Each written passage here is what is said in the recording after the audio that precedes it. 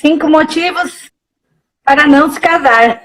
Isso. Que história é essa, Mari? Me conta um pouquinho aí como é que você trabalha, coach de finanças para casais. Eu pego mais casalzinho recente, você já pega todo mundo experiente, né? Como é que é? Ai, menina, cada história, viu, que eu escuto. E antes de escutar as histórias das pessoas, eu tive que passar pela minha, né? E é uma coisa que me motivou muito. Agora, esse ano, vou fazer 18 anos de casada, no meio do ano. Então, tudo que eu passei meio que foi uma bagagem para mim conseguir ajudar outras pessoas, porque saber o sofrimento, né? O tanto que as finanças influenciam ali no momento da felicidade mesmo do casal, é o que me instiga mesmo para atender novos casais. E tem casais de 5 anos, de 7, de quase 20, mas as histórias se repetem. Aham, verdade. Assim, né? Eu costumo ver que essas histórias só começam porque não foi feito um planejamento na hora certa, né? Que é justamente no noivado, que todo mundo quer, não, vou organizar só a festa, mas o principal, que é organizar a vida a dois para entrar naquela tranquilidade, para o casamento só crescer, prosperar, a própria intimidade do casal começa nessa fase agora de preparação, né?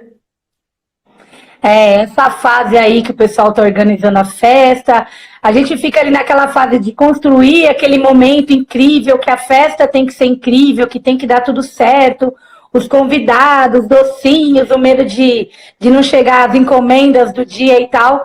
Só que às vezes o casal esquece de pensar no dia seguinte. Sim. Porque no dia seguinte começa a vida a dois, né? A festa, a época do namoro, do noivado, é uma fase incrível. Mas é a fase do oba-oba, é a fase da conquista ali, do melhor momento. Mas na prática mesmo, a vida a dois é no dia seguinte. E aí você olha para trás, né?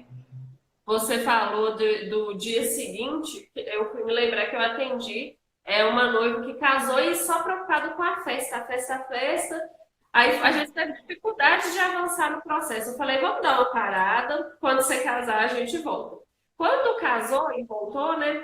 Ela falou assim, agora eu não vou trabalhar mais em vários lugares, vou trabalhar só num lugar, porque eu preciso dedicar o meu casamento. Eu falei, vamos ver com números se vai dar o salário de vocês? E não dava. Então, eu falei, e aí, como é que a gente vai fazer? Aí, rapidamente, ela já arrumou outro trabalho. Mas, às vezes, a gente acha que, né, o marido fala, não, não preocupa não, eu dou conta de assumir as responsabilidades, e com números não dava. Coisa que a gente tentou na fase da festa de casamento pensar nisso, ela não quis, porque já ficou atolada com a festa. Mas, assim, no caso dela, ela tinha uma facilidade de trabalhar em vários lugares, era professora, então permitiu isso. Mas tem certas profissões que já são mais difíceis de você aumentar a renda, se recolocar, né? É, a pessoa começar a vida, né? O dia seguinte, e não ter organizado, não ter parado para fazer esse planejamento aí, já é o primeiro segundo que a ficha cai. Que você acorda e fala, caramba, eu preciso disso e preciso agora fazer isso, porque aí você começa a pensar para frente. Porque a festa e tudo já foi. E aí você fica um pouquinho perdido, né?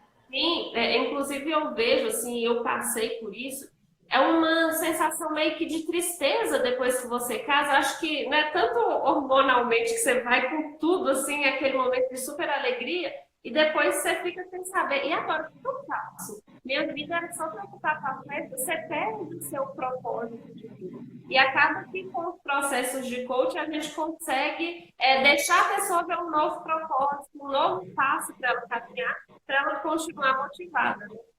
Então, assim, É, por isso que eu falo, enquanto não tem esse planejamento anterior ao grande dia do casamento, eu já falo, não se case. Não se case e eu já trouxe 5 grandes motivos para isso. justamente. E aí, o primeiro, né, que a gente veio aqui, você falou assim, não se case sem salário fixo ou garantia de ganho. Me explica isso aí. E aí eu vou trazer algumas experiências, né? Porque as noivinhas, elas precisam sentir esse lado de lá que elas não conhecem. Quando eu me casei, eu estava desempregada. E aí você coloca na ponta do lápis, eu dou conta de pagar aluguel, né? Ele trabalha, o emprego dele dá pra gente comer e pagar o aluguel, olha que incrível.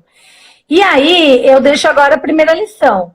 se estabilizem no trabalho. Não sei se os dois trabalham ou não, mas precisa ter uma renda principal fixa que vai dar conta daquela vida que vem depois. Porque às vezes a pessoa não põe isso na ponta do lápis, põe só o básico, né? Que a gente pensa, comer, morar em algum lugar e ter o fogão para cozinhar. E aí a gente pensa desse jeito, só que aí depois o cinto aperta. E quando o cinto aperta na sua vida de casado, não tem jeito, as emoções não vão estar colaborando para que o tempo seja maravilhoso no dia a dia. E começam os primeiros conflitos, porque começa a faltar isso, começa a faltar aquilo. O amor é lindo, né? Mas a gente precisa ter as coisas do dia a dia, a gente sente falta. Você não ter dinheiro para ir visitar o parente, para ir fazer aquele passeio de domingo na casa da sua mãe, do seu pai, isso pesa muito, muito no começo do relacionamento, na hora que o casal quer mais sair e passear, né? Então eu acho que não deve se casar se não tiver renda fixa ou um salário principal que dê conta. Inclusive, teve até uma cliente, né, no comecinho do casamento, ela, o orçamento apertadinho, porque quando a gente faz o primeiro orçamento, você só coloca o aluguel, a energia baratinha, né? É, R$ 20. Aí você fala, não, aqui em casa vai dar 50, que a gente gasta pouco. Ah, R$ 500 de alimentação vai dar, porque é só dois. E vai fazendo aquele orçamento enxuto, que parece que, nossa, vai dar para casar à vontade. E aí, a gente foi ver o orçamento dela, para ver se estava tudo certo, se eles iam conseguir se manter. Falei assim, aí fui dar uma investigada no cartão de crédito. Falei, e esse lazer aqui? Ah, não, esse aqui foi só um dia, nem fez problema, nem fez conta. Falei, e esse supermercado aqui? Nossa, gente. Aí foi somando, ela falou, meu Deus, tá dando isso tudo. Você não tá somando errado, não? E assim, pra É ela, mágica, né? e ela falou assim, Eugênia, a gente não tem luxo nenhum fazendo essas coisas. É coisa assim, uma pizza, um supermercado que às vezes você compra um alimento mais rápido, que é mais caro. E você acha que não vai ter isso na vida a dois. Faz aquele orçamento super enxuto e passa aperto. E a coisa que você mais quer quando você casa é essas bugigangas. Né? Que você quer ficar de perna para cima, olhando o teto, comendo nuggets, comendo aquelas tralinhas, uma pizza. Essas bugigangas parece que grita. E aí você fez um orçamento só com a compra do mês. Ah, não, se eu fizer a compra do mês, a gente vai comer o mês inteiro, então tá tranquilo. Né? Por isso que hoje, assim, agora com quase 18 anos de casamento, que eu entendo aquela frase que os mais velhos sempre falam, né? Amor não enche barriga. Quando a gente namora, a gente ouve tanto isso. E aí você pensa que tá amando, que o planeta Terra é todo seu. Sim. E só depois que você entende que realmente amor não enche barriga. Você precisa comer, você precisa ter experiências no dia a dia. E é muito significativa essa questão da renda, porque a renda é que dita as regras, né? Sim, a gente Quem que tá aí na live, Eugênia, suas amigas? Oi? Tem um pessoal, Roberta, quem é a Roberta? Furtado. Regina que tá aqui com a gente. A Roberta Ah, sim, saiu. pra mim aparece Roberta. Mas não tem problema, o pessoal durante o dia aí, eles vão se organizando, quase derrubei o negócio aqui, mas tudo bem. O pessoal vai se organizando aí durante o dia para assistir, né? Quem não tiver tempo de vir agora, depois manda a live aí pros amigos. A gente deixa aberto aqui. E aí, Fica salvo. Karen é minha cliente, eu sou cliente dela. Sempre participa. Aqui. Aí sim. Uma ajudando a outra a crescer de alguma forma, né? Isso. E aí, a gente falava assim, vamos casar cedo. A gente começou a namorar muito novo, então eu com 16 anos e ele já começando a trabalhar, a gente, vamos pensar em casar. Só que aí, graças a Deus, não começou a trabalhar tão novo, porque eu não tinha maturidade profissional, mentalidade mesmo. Então, é uma coisa que compensa a gente esperar, né? E desenvolver essa mente para poder realmente entrar num casamento com essa estabilidade emocional e financeira. Então, eu Verdade. aconteceu aí de não se casar sem salário fixo ou garantia de ganho. E o salário fixo não necessariamente é o mesmo salário, né? Eu tenho, por exemplo, eu faço encontro de noivos aqui presencial na minha cidade, um trabalho voluntário. E aí a moça ficou preocupada. Eu falei, nossa, tem mês que a gente ganha muito, tem mês que a gente ganha pouco, que é autônomo. Então, assim, conhece sua base de gastos. Porque aí você sabe que o mês que vier menos, você já usou a sobrinha daquele outro mês. Mas Sim, tem um limite ali, né? Uma margem segura, que aquele ali você sabe que entra todos os meses, né? sim, Mesmo que seja que oscile um pouco, mas que você tenha todos os meses uma renda que vai dar conta. sim. E aí, Mari, vamos passar para outra questão que você disse. Não se case com dívidas da festa ou viagem. Então, se o casal tá fazendo dívida para isso, é melhor dar um pause aí, né? É. Aí eu já vou contar o lado contrário da experiência, né? Eu, quando eu me casei, eu não fiz festa. A gente foi no cartório e fez um almoço perto do cartório ali com o pessoal que estava no cartório. Mas o que aconteceu? Eu, com 18 anos, eu me casei com 20. Com 20, eu já tinha o meu nome sujo. Uhum. Então, assim, isso foi o que me freou de não enfiar o pé na jaca para fazer a grande festa e chamar todo mundo e ostentar e fazer a grande viagem. Então, assim, na hora, pensa só, eu comecei a trabalhar com 13 anos e com 20 eu não tinha R$ 1. Que isso? Eu queimei tudo na minha adolescência com McDonald's e lanche na porta da escola. E eu Olha era legal, porque eu pagava para todo mundo, entendeu? só, E aí, quando chegou na hora de realizar um sonho, que era o casamento, uma grande festa, alguma viagem, eu não fiz nada, porque eu não tinha dinheiro e eu já não tinha condições de fazer. Então, eu aviso para as noivinhas: você que ainda tem condições de fazer financiamento, que tem condições de comprar no cartão de crédito, pensa bem, porque depois, no dia seguinte, depois do casamento, isso vai ter um peso. No primeiro mês, não, porque está todo mundo feliz. No segundo, também. Mas aí vai sentindo esse aperto. Porque aí vem a prestação do fotógrafo, vem a prestação do salão, vem a prestação da boleira, né? Aí você quiser aquela cerimonialista famosa, aí vem a assessoria e tudo. Aí começa a vir as prestações. Então, o legal é tentar se livrar de tudo que é dívida. De repente, você prorroga um pouquinho a data do casamento, mais 6 meses, mas casa sem dívida nenhuma para não correr o risco disso embolar, juntar com essas coisinhas que a gente falou, aquela pizza, aquele lanche fora de data marcada, e isso virar uma bola de neve. E aí o casamento já começa enrolado, né? Aí já começa os conflitos. Dinheiro e conflito parece que anda grudado quando você não tem um planejamento. inclusive, o maior preditor de divórcio é problema financeiro.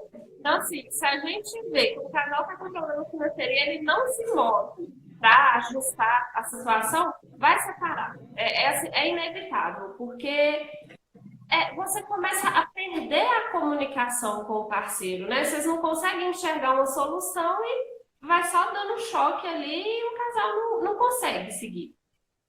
E quando eu vejo o casal com 1 ano e meio de casado falando, não tá dando certo, já desgastou e tal, eu já começo a pensar, como é que tá o bolso? É a É, primeira pergunta, né? Quando o casal chega pra mim falando alguma coisa, eu não tô conseguindo me entender com ele, a gente briga, eu acho que ele não me ama. Aí eu saio da questão emocional do amor e vamos falar de finanças. sim. Porque eu só acredito que o amor tá acabando ou que tá desgastado alguma coisa quando o bolso e as finanças tá em ordem. Porque tem muita influência negativa, né? Quem sem dinheiro fica sorrindo para todos os lados. Não fica chateado. Perfeitamente. E aqui a Karen comentou que geralmente quem é endividada se endivida pela generosidade. Então, realmente, né, esse fato de você querer ajudar o outro sem você poder, te prejudica que você vai precisar ser ajudado. Então, assim, você entra num ciclo. Eu, na minha adolescência, era a única que trabalhava da minha turminha, né? Assim, que tinha salário fixo. Eu tinha carteira assinada. Com 14 ainda não assinava, mas com 15 eu já pude assinar a carteira. Mas desde o 13, dos 13 eu trabalhava numa fábrica e eu tinha salário fixo, bonitinho todo mês. Então eu era a única. Então quando eu queria sair com minhas amigas, ou eu pagava ou eu não saía. Então eu gastava dinheiro. Então torrei tudo, tudo. E aí vem aquelas coisas, né? Os pais não sabiam me passar dessa forma que eu deveria cuidar das finanças. Eles falavam, não faz isso, não gasta todo o seu dinheiro, mas eu não tinha um porquê. Ninguém me explicava como, então para mim era muito, muito fora da minha realidade, né? Depois me arrependo, né? Se finanças a gente tratasse com números, é muito fácil, porque é só gastar menos do que você ganha. A regra de ouro é essa. Mas aí que tá, né? A mente da gente que manda tudo. Ontem eu fiz a live de sabotadores, então a gente não entende por que que você está entrando em dívida, mas é você repetindo o mesmo padrão a vida inteira e não consegue sair. A Verdade. comentou aqui, quando ela casou, ela sentiu o peso das prestações logo no primeiro mês, por falta de planejamento. E isso me lembrou um caso de uma cliente também, que ela não tinha feito. Na época do noivado, ela ficava assim: ah, não, eu não vou casar com dívida, meu dinheiro vai dar para pagar tudo. Casou, no primeiro mês ela ainda pagava a prestação do casamento. Porque, assim, no último mês, na semana, começou a aparecer gasto que ela não tinha se planejado. Então, o sonho dela era casar sem dívida, se planejou para isso, ninguém quer casar com dívida, e acabou se enrolando aí nessa questão. No finalzinho sempre aparece alguma coisa, né? Sempre aparece. Então, é bom ter uma reservinha para casamento, para garantir Sim. que não está com dívida, né? E aí, Mari, vamos lá. Outra questão que você falou: não se case sem fazer o orçamento da nova família. Essa aqui é essencial. Voltando só aquele comecinho que a gente fez, né? A gente casa pensando no fogão para cozinhar, no aluguel e ali na comida, só isso. Só que você, por exemplo, hoje, uma família, água, luz, gás, internet em casa, celular também que é internet, você vai colocar crédito, vai ter uma conta fixa no celular, Netflix, tudo isso. Então, quando o casal está planejando casar, já a data está perto, tem que ter o planejamento da família já do primeiro mês. Ó, o primeiro mês a gente tem um limite para o lazer, a gente tem um limite para gastar com transporte, que gasolina de carro, essas coisas, né? Tem um limite para gastar com habitação. Está cabendo dentro dessa renda fixa que você tem para pagar as contas da casa, da família? Né? Às vezes o casal só está olhando o grosso, né? O aluguel, a água, a luz e a comida. Só que tem esses picadinhos. Hoje em dia ninguém fica sem internet dentro de casa. E a mãe não vai lá pagar a internet. A mãe não vai lá pagar o Netflix. Né? E você também não vai querer que os seus parentes ali fiquem sabendo que você está passando um aperto desse. Não. Então tem que colocar já na planilha todos esses itens. Vai gastar com educação? Ah, eu vou me casar e vou fazer a faculdade no primeiro ano. Pôs esse valor da faculdade lá? Porque aí depois não cabe. Não cabe o valor daquilo e aqueles gastos com xerox, com isso, com aquilo. Então, cada picadinho entorna o caldo depois. A coisa fica bem feia. Sim. E a questão que a gente falou, né? Fazer o orçamento apertadinho lá e a realidade é outra situação. Então, é preciso ter esse cuidado. E assim, quando a gente fala assim, né? O orçamento da nova família. O casal é uma família e que pode aumentar também, né? Quando chegam os filhos. Então, o casal acha que viver ali com... eu vejo muitos casais preocupados. Como é que vai ser a vida a dois hoje, sem filhos, e acaba engravidando sem planejamento. E aí vai ter que cortar na carne mesmo, porque os gastos do filho são essenciais. E o planejamento das finanças, se você não se organizar, ela vai bagunçar. E o planejamento para ter filho, se você não se prevenir, você vai ter filho. Simples assim. Então, casou, tá todo mundo feliz, tá todo mundo com os hormônios lá no alto para ficar grávida é um segundo. E aí, daqui a pouco, com essas finanças enroladas, ainda vem uma criança. Sim. E aí, quando eu escuto também alguém falar, minha gravidez não foi desejada, eu já penso no bolso. Porque se o bolso tivesse em ordem, você ia receber com todo o amor e carinho? É lógico, o filho você recebe com amor e carinho. Mas às vezes o não planejado está muito ligado à minha capacidade de dar conta de pagar o que aquela criança precisa. Então esse planejamento é muito importante. Quando eu casei, o meu marido ele sempre repetia que não queria ter filho. E demorou um tempo para mim entender por que ele falava aquilo. Ele passou na história de vida dele, de adolescente, uma situação de escassez muito grave. Então, para ele, ter filho era pôr uma criança no mundo que fosse nascer para sofrer. Né? Eu não vou ter filho para pôr no mundo para sofrer.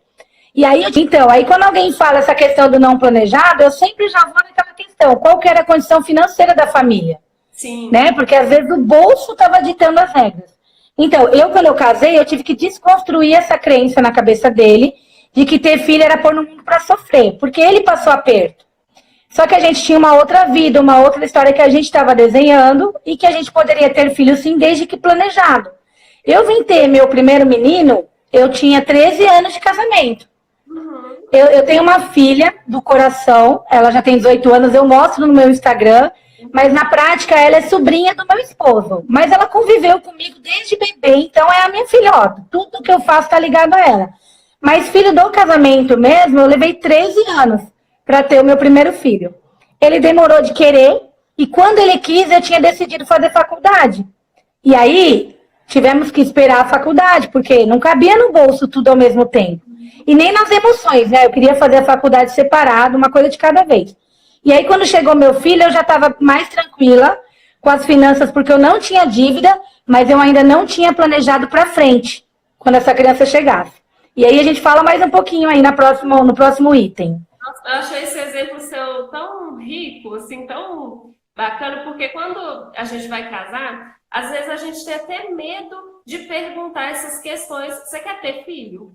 Com medo dele já não querer. E aí já cortar. Você quer casar com ele porque ama, mas às vezes ele não quer ter filho. E é uma questão que às vezes no processo de coaching casal, a gente entende o porquê que ele não quer ter filho. Às vezes é justamente esse medo. O pai talvez batia na mãe, teve problema com álcool. Então fica aquela imagem negativa de um pai, ou o pai faleceu. Então, assim, são medos que a gente vai trazendo, vai fortalecendo, que pode prejudicar o casal. Então, se você, por exemplo, fosse seu sonho ter um filho lá no primeiro ano de casado, no segundo, e seu marido não queria, como é que faz? Isso e aí pode até acontecer de passar por um processo de rejeição, né? Porque não estava na construção mental dele de ser pai. Então eu não podia obrigar ele a esse momento. Quando eu casei, ele sabia que eu queria ser mãe e eu sabia que ele não queria muito ter filho, mas eu não tinha entendido os porquês. Só que eu sabia chegar nessas crenças e descobrir, né? Então, o processo de coaching, para quem está casando agora, ajuda muito a desconstruir crenças financeiras, crenças dessa questão de história de pai, mãe, filhos, conflitos da família. Né? Finanças, então, nem se fala. O quanto de crença de eu não posso, eu não consigo. A gente vai casar e vai passar aperto. Se você casar com essa crença, o casamento já está derrotado. Casar acreditando que vai passar aperto, que não vai dar certo, né? Fica difícil. Esses dias uma menina me procurou, uma noivinha, e falou assim: nossa, Eugênia, eu amo meu noivo, ele é uma excelente pessoa, mas eu tenho medo depois que casar, de tudo ficar ruim. E acaba que a gente vê hoje tanto casamento separando, ou até mesmo há 50 anos atrás que não separava, era histórico de casamento ruim, de briga, da mulher ter que se submeter à vontade do homem. E aí a gente vai trazendo aquele histórico de achar que todo casamento é igual, que é ruim, que talvez você vai apanhar, que você não vai ter dinheiro, né? Então, é um processo para a gente desconstruir todo esse processo e entrar limpo mesmo no casamento, né? Entrar livre para construir uma nova história. É uma história nova, né? Sua, do casal somente. E não trazer toda aquela carga que a gente traz de pai e mãe, de família, que a gente escutou, para dentro da família nova, né? Uma família nova, tem que nascer do zero. Sim, com suas regras, o seu jeito. Mas para você criar suas regras, que eu gosto de falar bastante, que às vezes a gente quer tratar as finanças em casal, mas se você não se autoconhece, não tem como tratar finanças de dois. Então você tem que olhar para si e ver assim, não, eu quero isso para o meu casamento, eu quero isso para mim como desejo pessoal, igual você resolveu estudar depois de já estar casada há mais tempo. Não, isso é um desejo meu, que eu espero que meu marido... Sim. Mas se você vai só abrindo mão de você e só planejando em conjunto, uma hora você vê que você não construiu a sua própria história. E vai ter ações. O casal é uma vida a dois, mas são duas pessoas que também têm desejos separados, né? Então, por exemplo, eu hoje estou nesse processo do aprendizado, já me formei em coach financeira, já fiz o curso de coach financeiro avançado, sou analista comportamental para fazer o teste dos perfis, para ver qual é o perfil. Gente, o perfil comportamental dentro do casal pode mudar um casamento. O rapaz tem um perfil, a mulher tem outro, eles precisam saber disso para poder encaixar isso na vida a dois, né? Então, assim, são escolhas que eu faço na minha vida de casada, que meu marido tem que entender que isso para mim é importante. Eu evoluir com coisas que eu quero só para mim. Porque ele não está envolvido nisso, né? Nesses estudos. São coisas minhas. E ele tem os projetos dele que eu também não estou envolvida, mas ele gosta. Mas tem os projetos a dois, né? Como que esse casal se alinha? Eu vou deixar no finalzinho de bônus um momento de um casal desalinhado. Mas deixa de sexta, de bônus aí, de sexto item. Qual que é o próximo? Quarto item, né? Vamos lá. Não se case sem reserva de emergência. A reserva de emergência, ela é a mão na roda, né? Que o pessoal fala. Eu casei, não fiz festa, né? Não viajei, casei no cartório e fui para casa. Só que assim, as emergências, elas vêm. Mesmo se você fizer o planejamento pós-casamento, assim que eu casar, eu vou ter a conta de água, luz, gás, aluguel, telefone, Netflix, tudo isso tá bonitinho. Mas o imprevisto você não consegue pôr na planilha, porque você não sabe o que é. Tanto um imprevisto bom, um curso que apareceu e que você quer aproveitar, quanto um imprevisto que de repente não é tão legal e que você precisa, sei lá, ficou doente, um remédio de 200, quebrou seu orçamento. Então a reserva de emergência ela é muito importante nessa hora, para o casal já não pirar, porque senão vai correr para a mãe. Acabou de casar, gente, segundo mês de casado, imagina você bater na porta da mãe pedindo dinheiro. Que situação horrível, né? E uma outra coisa, Eugênia, não vender coisas que você comprou. Eu me lembro uma vez, não foi bem no comecinho, eu tive que vender uma furadeira. Meu marido quase infartou, porque ele tinha uma furadeira que na época valia fortuna, né? Não era fácil comprar uma furadeira. E a gente vendeu uma furadeira para pagar alguma coisa que precisava. E não tinha reserva. Né? Até hoje ele fala para mim, você vendeu a minha furadeira. Né? Não lembro nem da marca, mas era uma furadeira que ele gostava. E ele gosta de ter as maletas dele de ferramenta porque ele gosta dessas coisas eletrônicas. Eu não gosto, não tem nada a ver comigo, mas é importante para ele. Então, vender a furadeira para ele foi quase uma ofensa. Mas eu não tinha outra coisa para vender. Então, ele te vendeu aquilo que nem usava. Porque, para mim, ele só tinha apertado um parafuso lá para pôr um quadrinho e a furadeira nem era importante. Mas, para ele, foi difícil desapegar, né? Então, foi a falta de reserva, coloca você, às vezes, você vê um casal, nossa, tá vendendo isso, tá vendendo aquilo, que você imagina que a pessoa jamais venderia. Mas você não sabe qual é o processo de dificuldade que a pessoa tá. Para preencher o valor do aluguel ou para pagar a conta de luz que está embolando e a coisa vai entornando, gente. Reserva de emergência é importante. E essa questão que você falou né, por exemplo, vendeu a ferramenta dele. Talvez naquele tempo você não pensou na sensibilidade do tanto que aquilo ia afetar ele, né? Igual... Jamais. Se fosse hoje, eu ia perguntar o que não é importante para você que a gente pode se desfazer. Porque hoje eu tenho esse conhecimento, né? Era uma coisa muito importante para ele. E eu não peguei uma coisa minha. Porque é fácil, né? Eu não escolhi nada meu para vender. Eu peguei uma coisa dele como se fosse insignificante. Para mim era, mas para ele não. Sim. Então, olhar para o que é importante do outro é uma outra super dica. Aqui, por exemplo, quando eu comecei a querer me conhecer, o que eu ia fazer? Eu comecei organizando a casa. E eu li um livrinho e tal, da Marie Kondo, comecei a arrumar a casa toda. Aí a bonita aqui começou a jogar fora coisa dele. Porque assim, não acredito que você tem livro velho, olha essa camisa furada e fui jogando fora. Você imagina a confusão que não deu? Meu, não fala isso, que eu consegui agora, depois de 16 anos, fazer ele desfazer de uns livros velhos. E toda a faxina eu falava, e ele agora desapegou, ele evoluiu, sabe? E outra coisa, o processo da gente se evoluir passa para o parceiro. Então, assim, se a gente começa um relacionamento assim, não, a gente se dá muito bem, naquele primeiro ano de casado, estamos em lua de mel, é tudo muito bom, e você não procura evoluir, vocês se acomodam e passam um tempo. Começa a vir conflitos que você vai camuflando. Eu amo, né? Meu marido, ele é tão bom, ele é tão perfeito. Você não quer enxergar os defeitos e não força aí uma evolução sua mesmo, de ler livro, de acompanhar, né, o Instagram da gente, que está sempre é atualizado nessas questões. Sim, para o pessoal ver conteúdo, né? Todo dia a gente dá umas dicas. Você dá dica para as noivinhas, eu dou dica para quem já casou. E as noivinhas também já podem ir aprendendo, né? Porque se já estiver perto do casamento, já está na hora de mudar o nível. Aprende, se organiza para o casamento e já começa a ler livro de finanças a dois ali, já vai aprendendo como é que é o casamento em si, né? A vida conjugal. Sim, com certeza. Não adianta casar e achar que é solteiro, né? Ah, é casalzinho É. sem filho ainda, é igual casalzinho sem Ó, isso é muito comum, viu, Eugênia? Isso é muito comum. Eu atendo muitos casais que a mulher tá ali tentando resolver o problema financeiro que já tá gritante e o marido tá no oba-oba. E não é porque ele não tá nem aí com o casamento. É porque não é o momento dele. Porque às vezes dói primeiro nele, a questão das finanças tá enrolada, e às vezes dói primeiro nela. Só que isso já gerou um conflito, já virou confusão. Você é preguiçoso, não tá nem aí para olhar as planilhas. Você não quer correr atrás do problema de resolver comigo. Aí um joga na cara do outro e fica aquela situação horrível.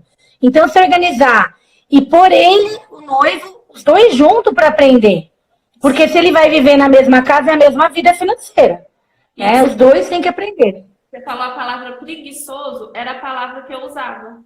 Sabe? Você não quer cuidar das finanças, você é preguiçoso. E isso afasta a pessoa. Sim. E você trabalha totalmente errado, né? Você quer a ajuda da pessoa, você quer trazer ela, mas você afasta. Preguiçoso, você não quer crescer, só vai para trás. Então, parece que esses problemas acontecem só com a gente. Igual eu falava preguiçoso. Aí você vai atender outros casais, gente, isso é um padrão. O amor é admiração, né, Eugênia? Quando deixa de ser admiração e começa a ser esses julgamentos, né, de que o outro é preguiçoso, de que o outro não tá nem aí com o casamento, que não me ama mais, e aí já bagunça tudo. E às vezes não é que o outro é preguiçoso, é que o outro não sentiu aquela dor efetiva que você tá sentindo em relação às finanças. Eu comecei a cuidar das minhas finanças, o meu marido levou 8 meses para sentar do meu lado e querer participar. Até aí ele não estava se importando muito ainda com aquela dor que a gente estava vivendo. E aí quando ele viu que começou a melhorar e foi super incrível, aí ele topou, aí ele curtiu. E eu acho maravilhoso isso, porque muitas vezes a gente quer fazer um processo em conjunto, mas o marido não deixa a esposa vir, e aí ela tem que vir sozinha, a contragosto. A maioria que eu atendo, assim, todo mundo, para falar a verdade, vem a contragosto do marido, porque ele não quer. E o que acontece? Ela evolui tanto que depois ela passa a ser a conselheira financeira da casa e os dois começam a planejar juntos. Então, assim, às vezes a gente ficar esperando, é igual o teu concurso de finanças para noivas aberto. Aí vai e pergunta, meu noivo não quer participar agora. E ele vai te ensinar finanças por acaso? Ele não se tocou dessa importância ainda, né? Sim, aí quem se tocou que tem que ir primeiro, né? Tem uma construção cultural de que o homem é o provedor da casa, que na verdade a gente tem que desconstruir isso numa época em que a mulher já está no mercado de trabalho, e eles às vezes não vêm para o processo porque acha que é uma exposição de que ele não está dando conta de prover. Então, como é que eu vou lá contar que eu não estou dando conta? E às vezes eles se sentem diminuídos diante disso, né? Mas é uma construção cultural que a gente precisa desconstruir, porque a mulher já está no mercado de trabalho, ela também é provedora do lar, né? Então, eu não vejo nada que impeça o casal de vir. Mas se não vem o noivo, vem a noiva sozinha, porque vai fazer a diferença. Se você quer ser feliz no casamento, você tem que aprender agora. Sim, uma vez eu escutei um caso de um casal aí, hoje eles estão juntos há muito tempo. E no início, ele se envolveu em dívidas. Tinha empresa, a empresa quebrava e tudo, de família, todo mundo vive quebrado. E aí a esposa era toda organizadinha e por poucos meses colocou as finanças no jeito. Aí ele foi e contou pro irmão dele, que era sócio. Nossa, minha mulher organizou as finanças todas. Aí o irmão dele falou assim, você é muito bobo, você vai deixar a mulher mandar em você? E aí ele descontrolou as finanças para ele organizar. Então, assim, às vezes a gente, às vezes até religiosamente a gente fala, não, o homem tem que ser a cabeça da casa. Mas a gente tem que estar junto. Quanto mais os dois trabalharem juntos, melhor. Mas se é você que tem essa consciência financeira, pega firme. Uma hora ele vem. Uma hora ele vem.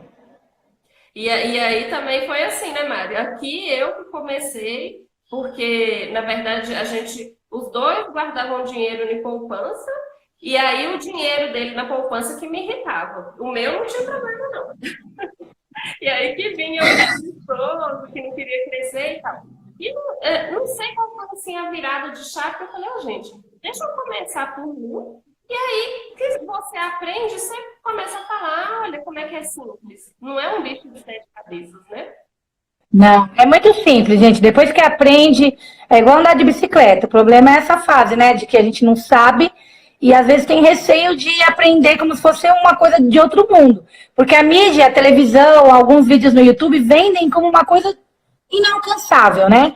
Aquela coisa dos bilionários e tal. Mas não é, gente. É organizar as finanças para ter uma vida tranquila. Conseguir agora ter vontade de fazer uma coisa e conseguir fazer.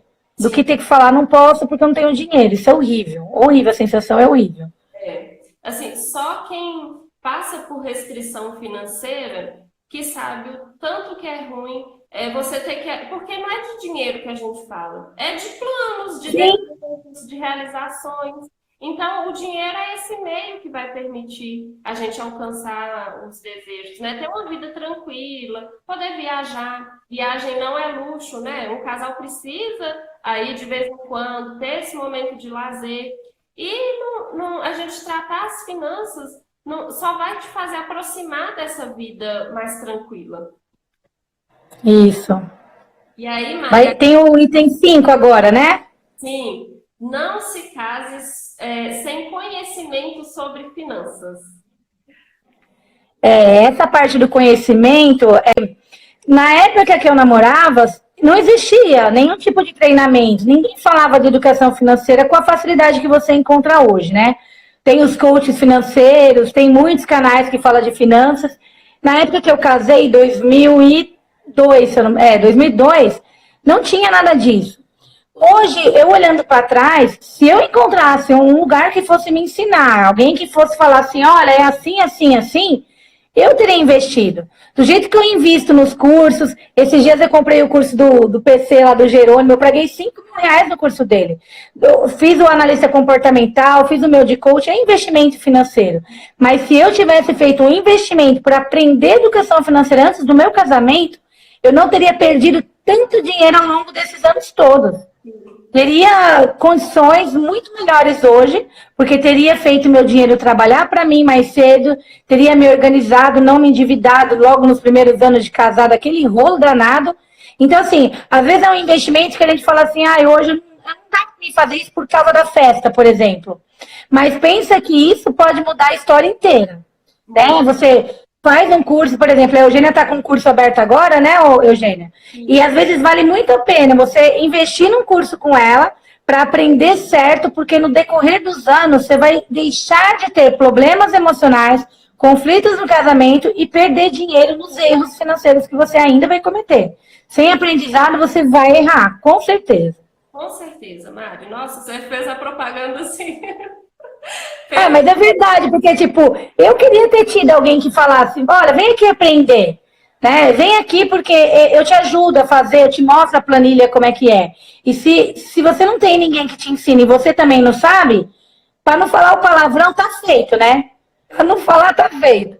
Eu tenho uma dica bônus aqui do alinhamento dos planos. Eu atendi um casal que eles estavam... falando que queriam a casa própria, só que isso já tem 10 anos de casamento. Para eles, a casa própria era importante, né? Quem aprende sobre finanças vai saber se é hora de comprar ou não uma casa própria, mas para eles eram. Aí um dia, no segunda sessão com eles, eu pedi para eles desenharem a casa. Só que cada um pegou um sulfite. A casa dele era um sobrado. A casa dela era um sobrado. Tinha vidro, ofurô, porcelanato, tudo bonitinho no centro da cidade, uma casa bem urbana. E o desenho dele foi uma casa no sítio, tinha animais, era uma casa térrea, sabe? Aquela casa que você entra com o pé de barro do pátio e entra dentro de casa, e isso para ele significava felicidade. Só que eles fizeram desenhos separados. Quando eu peguei os dois desenhos, eu olhei assim para o desenho e falei, nossa, que incrível a casa de vocês, né? Vai ser uma vida maravilhosa. Mas que momento vocês se divorciaram? E aí ficou aquele silêncio. Eu falei, porque ela mora numa casa e você mora em outra casa. Se essa é a casa que vocês vão ter daqui 5 anos, vocês não estão morando juntos. E aí foi aquela conversa do alinhamento. Como que vocês vão fazer um mesmo desenho que agrade os valores dos dois, né? Ele queria grama, então tudo bem, no centro da cidade a gente cria um quintal com grama, um pomar dentro do terreno, o que seja. Mas esse alinhamento eu acho que é a dica bônus, porque não adianta você ter controle das finanças, você ter dinheiro para pagar o sonho, e quando você vê, o próprio sonho está afastando vocês dois. Acho que essa é a dica bônus. Excelente, assim, um ótimo exemplo, porque quando a gente fica tratando só o numérico, né? A gente vai gastar 300 mil na casa. Mas aí um quer uma casa de campo, o outro quer um apartamento. E nenhum está disposto a abrir mão, não. E aí começa a construir a contragosto, né? Eu estou construindo essa casa na cidade, mas eu queria a casa lá no outro. E aí a pessoa vai entrar e costuma separar enquanto está realizando esse sonho. Eu já vi, por exemplo, que ficou a vida inteira. Eu tenho que ter casa para você. E aí começou a comprar um lote para pagar em 10 anos. No primeiro ano que comprou o lote, já separado. Ou seja, talvez realmente para um era importante ter a casa, para o outro era importante ter a casa. Mas os dois juntos não estavam cabendo dentro dessa casa. E uma outra coisa importante, por exemplo, às vezes o casal tá junto e o marido ou a esposa ali já casado não sai da casa da mãe. Porque a minha sensação é essa, será que ele se sente em casa quando ele está em casa? Porque às vezes o ambiente que ele tá, construiu a casa do jeito que ela queria, pintou a parede da cor que ela queria, escolheu o móvel do jeito que ela queria, e ele não se sente em casa quando ele tá deitado no sofá. E aí ele vai buscar a casa, ele busca onde? Vai para casa da mãe. Sim. Né? É a mesma coisa quando tem criança. Vai pintar o quarto da criança e pega a cor que quiser. Alguém perguntou para a criança se ela quer verde? Porque uma criança de 7 anos tem capacidade de falar que quer a parede verde, rosa ou pink ou azul. E aí o pai escolhe a cor da tinta, mete um amarelo na parede lá. Nossa, filho, como o seu quarto tá lindo. E a criança olha e fala, não tá. Porque não tá mesmo, não alinhou o plano, né? O mesmo para as paredes da casa.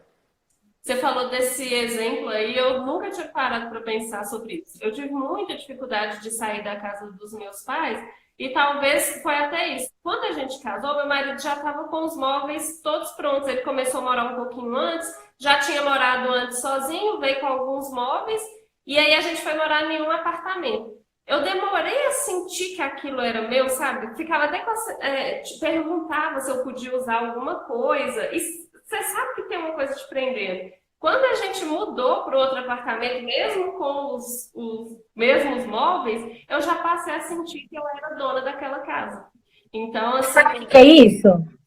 Isso vem da psicologia da identidade. Quando você está namorando ali e você vai casar daqui 1 ano e você já comprou os móveis, você escolheu, você já imaginou a casa montadinha com aquele móvel branco ali, aquele outro assim, você cria uma identidade com aquilo. E aí quando você vai para aquela casa, você sente que a casa é sua.